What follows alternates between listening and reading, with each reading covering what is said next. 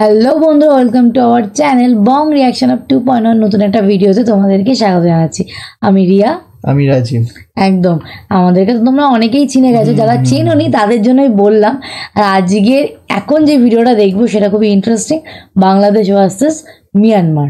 একদম একদম মিয়ানমার, একদম বাংলাদেশের পার্শ্ববর্তী একটা দেশ। তো দুই দেশের মধ্যে আজকে কোন দেশ সেরা আগিয়ে আছে অর্থনীতির দিক থেকে, সৌন্দর্যের দিক থেকে, সবকিছুই মানে যেরকম আর কি দেখি আমরা নর্মালি বেসিক্যালি ভিডিওর মধ্যে দেখি, এই বাংলাদেশ ভুটান, বাংলাদেশে এই ওই, তো তারই মতন আরেকটা ভিডিও। আর এই ধরনের ভিডিও আমাদের দেখতে খুব ভালো লাগে, ইন্টারেস্টিং লাগে একদম। চলো ভিডিওটা দেখে নিই আগে।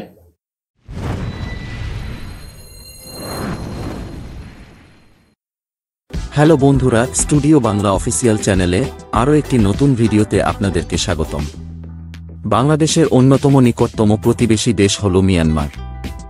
271 কিলোমিটার দীর্ঘ বাংলাদেশ এবং মিয়ানমার সীমান্ত রয়েছে। বন্ধুরা, আজকের ভিডিওতে আমরা আলোচনা করব বাংলাদেশ বনাম মিয়ানমার সম্পর্কে, দুই দেশের অর্থনৈতিক, জনসংখ্যা এবং ইতিহাস নিয়ে। বন্ধুরা, এই ভিডিওর শেষে আপনারা জানতে পারবেন বর্তমানে কী অবস্থায় রয়েছে দুইটি দেশ। বন্ধুরা, প্রথমে আমরা আলোচনা করব মিয়ানমার দেশটি সম্পর্কে। মিয়ানমার হল দক্ষিণ পূর্ব এশিয়ার একটি দেশ।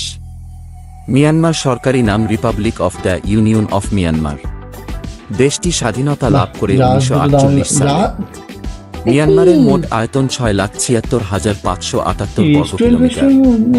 আয়তনের দিক দিয়ে বিশ্বের 39,548 সালে। মিয়ানমারের মোট আয়তন 6,76,578 বর্গ কিলোমিটার। আয়তনের দিক দিয়ে বিশ্বের 39তম সবচেয়ে বড় দেশ। মিয়ানমারের রাজধানী হচ্ছে নেপিডো এবং দেশটির বৃহত্তম শহর হল ইয়াঙ্গুন। মিয়ানমারের বর্তমান জনসংখ্যা প্রায় 55 মিলিয়ন। 13,000 বছর আগের থেকে বর্তমান মিয়ানমারে জনবসতির অবস্থান সম্পর্কে জানা যায়। মিয়ানমারের সরকারি ভাষা হচ্ছে বার্মিজ। দেশটির প্রায় 80% লোক বার্মিজ ভাষাতে কথা বলেন। মায়ানমারের সাক্ষরতার হার 89%। মিয়ানমার একটি বৌদ্ধ সংখ্যাগরিষ্ঠ রাষ্ট্র। এখানে 88% মানুষ বৌদ্ধ ধর্মে বিশ্বাসী। মিয়ানমার দেশটি বেশিরভাগ এলাকা পাহাড়, পর্বত ও অরণ্য ভূমি দ্বারা বেষ্টিত। এই কারণে দেশটিতে পরিবহন ব্যবস্থা করা কঠিন কাজ। মিয়ানমারে মোট 69টি বিমানবন্দর রয়েছে। বন্ধুরা, এইবার আমরা আলোচনা করব মিয়ানমারের অর্থনীতি নিয়ে। 2024 সালে মিয়ানমারের মোট জিডিপি হচ্ছে 68 বিলিয়ন মার্কিন ডলার। দেশটির একজন সাধারণ মানুষের মাথাপিছু আয় হল 1300 মার্কিন ডলার। মিয়ানমারের মুদ্রার নাম হল কিয়েট। মিয়ানমার হল বিশ্বের সবচেয়ে বড় মেথামফেটামাইন উৎপাদনকারী দেশ। 2021 সালে অভ্যুত্থানের পর থেকে মিয়ানমারের অর্থনৈতিক সংকটে রয়েছে। দেশটি এখন দক্ষিণ পূর্ব এশিয়ার অন্যতম দারিদ্র দেশ হয়ে উঠেছে। বিশ্বের সামরিক র্যাঙ্কিংয়ে মিয়ানমার রয়েছে 38 নম্বরে। বন্ধুরা, এবার আমরা বাংলাদেশ নিয়ে আলোচনা করব। দক্ষিণ এশিয়ার একটি স্বাধীন ও সার্বভৌম রাষ্ট্র হচ্ছে বাংলাদেশ। বাংলাদেশের সাংবিধানিক নাম হচ্ছে গণপ্রজাতন্ত্রী বাংলাদেশ। এই দেশ স্বাধীনতা লাভ করেন 1971 সালে। বাংলাদেশের রাজধানী হচ্ছে ঢাকা এবং বাণিজ্যিক রাজধানী হচ্ছে চট্টগ্রাম। বাংলাদেশের সবচাইতে বড় সমুদ্র বন্দর এই চট্টগ্রামে অবস্থিত। এই চট্টগ্রাম বন্দর দিয়ে বাংলাদেশ সর্বমোট রপ্তানি বাণিজ্যের প্রায় 75। বাংলাদেশের সম্বন্ধে দেখতে দেখতে আর শুনতে শুনতে মানে সব মুখস্থ হয়ে গেছে। প্রত্যেকটা ভিডিওর মধ্যে বাংলাদেশ তো থাকেই, তো সেই জন্য সব কটা জিনিস পরপর বলে যখন এই তো শুনলাম, এই তো শুনেছি, মুখস্থ হয়ে গেছে আর কি। বাংলাদেশের মোট আয়তন হচ্ছে 1,48,460 বর্গ কিলোমিটার এবং আয়তনের দিক দিয়ে বাংলাদেশ হচ্ছে পৃথিবীর 98তম সবচেয়ে বড় দেশ ও বাংলাদেশের সবচেয়ে বড় শহর হচ্ছে ঢাকা। দেশের জনসংখ্যার প্রায় 99% মানুষের মাতৃভাষা হল বাংলা। বাংলাদেশের সাক্ষরতার হার প্রায় 76%।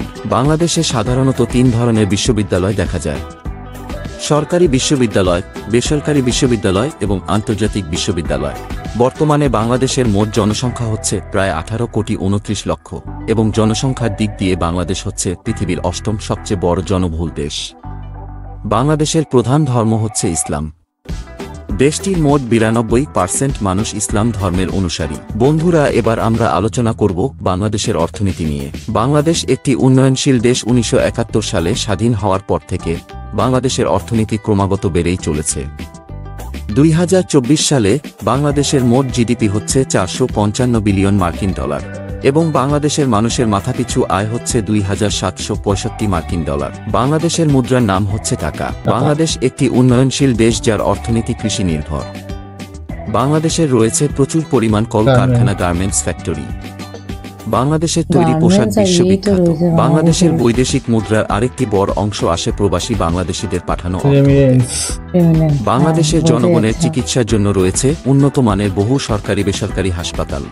বাংলাদেশের রাজধানী ঢাকা থেকে বিভিন্ন শহরে যাতায়াত ব্যবস্থার বেশ উন্নত এবং আন্তর্জাতিক মানের বিমানবন্দর রয়েছে। বিশ্বের সামরিক র্যাঙ্কিংয়ে বাংলাদেশের অবস্থা 37 নম্বরে। বন্ধুরা, এই ছিল দুই দেশের একটি তুলনামূলক কম্পারিজন। আপনাদের কাছে কোনটি বেশি উন্নত মনে হয়েছে কমেন্ট করে বলে যান। ধন্যবাদ। সব ঠিক আছে, ভিডিওটা ভালো লেগেছে, কিন্তু বিষয়টা হচ্ছে একটাই, যেটা হচ্ছে ভিডিওর মধ্যে নর্মালি আমরা যেই ভিডিওগুলো দেখি বা যেই চ্যানেলের ভিডিওগুলো দেখি, সেই ভিডিওগুলো বলার সঙ্গে সঙ্গে ডিটেলসগুলো লিখে দেয়। হ্যাঁ, তাতে কি হয়, মানে ভালো মতো মনে থাকে আর বুঝতে সুবিধা হয়। কিন্তু এই ভিডিওটার মধ্যে সেই জিনিসটা মিস ছিল, মানে লিখে দিলে আরেকটা জিনিস ভালো হচ্ছে, মানে ওই তুমি শুনতে শুনতে একবার পড়লে না মনে থাকে বিষয়টা। তো যাই হোক, ভালো ভিডিও ছিল, দুটো দেশের মধ্যে কম্পারিজন ছিল, ভালো লাগলো দেখতে। বাংলাদেশের সম্বন্ধে তো আগেও শুনেছি, প্রত্যেকটা ভিডিওতেই শুনি, আর সঙ্গে সঙ্গে নতুন দেশগুলো সম্বন্ধেও জানতে পারি। তো তোমাদের কেমন লাগে এই বিষয়গুলোর উপর ভিডিও দেখতে, সেটা কমেন্ট করতে ভুলো না। আর তোমরা এরপরে কোন দেশের সঙ্গে তুলনামূলক ভিডিও চাইছো, তো সেটাও কমেন্ট করে জানিও। আর ভালো লাগলে লাইক শেয়ার তো অবশ্যই করবে, সেটা আর বলতে বাকি মানে করতে বাকি রাখো না, সরি। হ্যাঁ, তোমরা কিন্তু মানে ভিডিও যারা দেখছো শেয়ার করছো কম, প্লাস লাইক করছো কম, কমেন্টও করছো কম। কমেন্টে সাজেশনে আমরা বলছি এত করে যে তোমরা সাজেস্ট করো, কারণ ভিডিও স্টক শেষ হয়ে যাচ্ছে বলতে পারো আমাদের, একদম। তো তোমরা সাজেস্ট করো সেই ভিডিওগুলো। হ্যাঁ, তোমরা অনেকে দেখলে অনেক গানের ওপর ভিডিও সাজেস্ট করে, মানে গান সাজেস্ট করেছো। গান তো আমরা বং রিয়াকশন আর 2.0 তো অবশ্যই দেখি। আর আরেকটা কথা, মানে আমি তোমাকে কাটছি, তো সেখানে হচ্ছে অনেকে সালমান শাহর একটা গান চেয়েছিল, বৃষ্টি এরকম কিছু গান। তো ওই গানটার জন্য আমরা গানটা বানিয়েছিলাম, বাট গানটা ব্লক এসছে, তাই আমরা পোস্ট করতে পারিনি। আবার দেখলাম অনেকে কমেন্ট করেছে যে আমরা চেয়েছি, তাও তোমরা দাওনি। তো এটা আমি স্পেসিফিকলি তো সবার কমেন্ট বক্সে লেখা সম্ভব না, তো তাই জন্য আমি বলে দিলাম। আগে যেমন ব্লক আসলে বা কপিরাইট আসলে আমরা কি করতাম, কমিউনিটি পোস্ট দিয়ে দিতাম, বাট এই ভিডিওটার ক্ষেত্রে দিইনি। ভেবেছিলাম হয়তো ব্লগটা উঠে যাবে, মানে হয়তো পরে ছেড়ে দিতে পারে, কিন্তু এখনো পর্যন্ত ছাড়িনি।